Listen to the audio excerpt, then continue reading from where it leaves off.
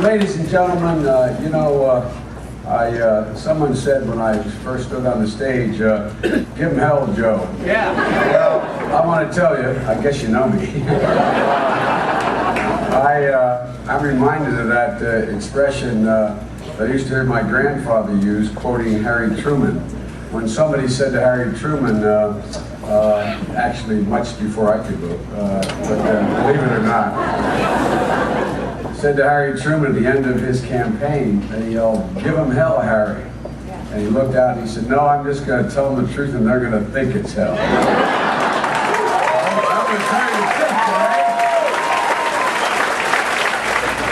Look, I know there are two big worries of people in this area now, and quite frankly, all over the country. And but the first is unique to here. The first is Josh Beckett's arm. I understand that. My Phillies didn't do too well last night.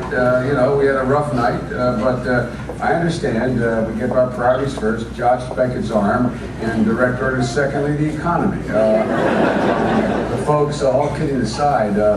I don't know what to tell you about Josh Beckett's arm, but I do have a few thoughts about the second issue, the economy. It all begins with the understanding that for much, much too long, this economy didn't start collapsing for a lot of people a week ago. It didn't start collapsing a month ago. It didn't start collapsing a year ago or even 2 years ago. This economy started collapsing 6, 7, 8 years ago. For too long, families have had questions as simple as they are profound here in this state, and my state as well. Look, you can't change the approach to global warming. If my opponent in our debate, I think it was a debate, our debate.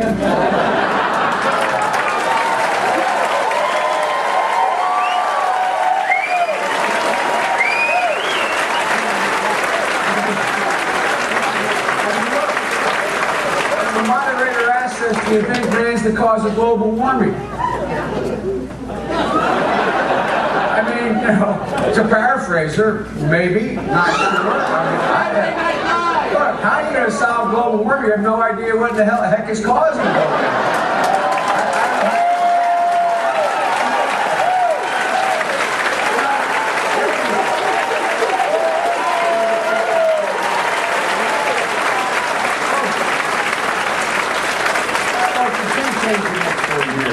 If you believe that we should continue to spend $10 billion a month in Iraq, when the Iraqis have a $79 billion surplus. Ladies and gentlemen, to quote the elder Bush, the first President Bush, read my lips, we will end this war.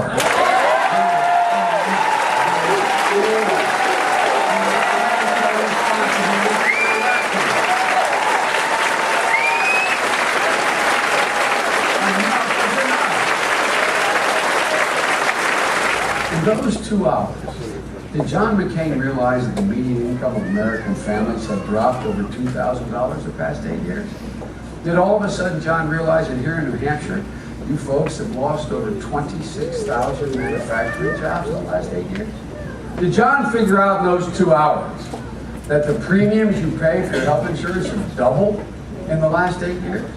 Did he realize in that 2-hour span that this economic crisis is the final verdict on the failure of George Bush's economic policy?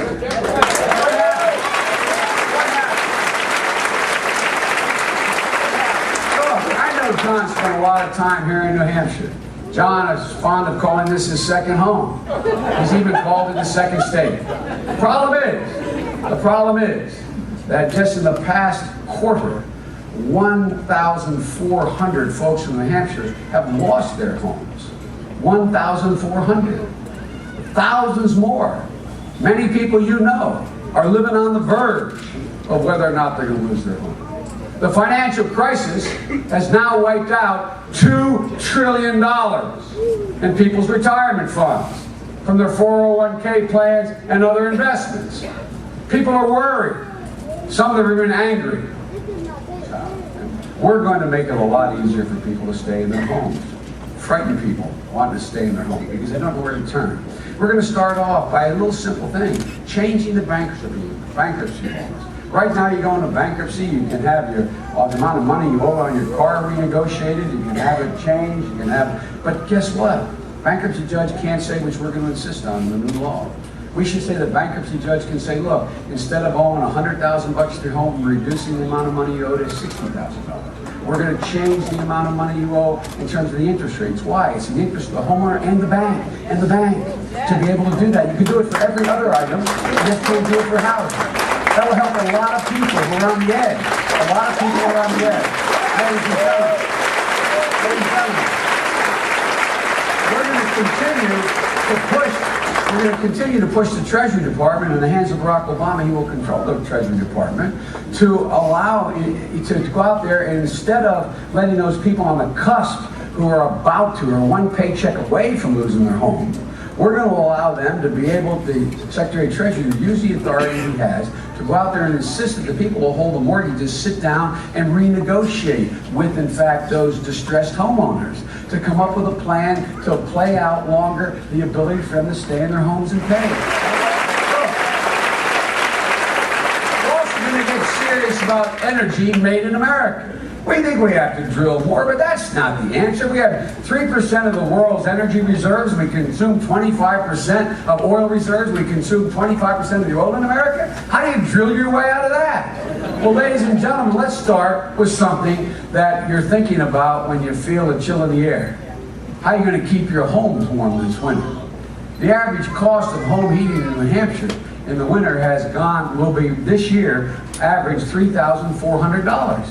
That's more than 1/3 higher than it was last year and double it was the winter before. Senator Obama and I, we think that we should be doing similarly at home in Washington.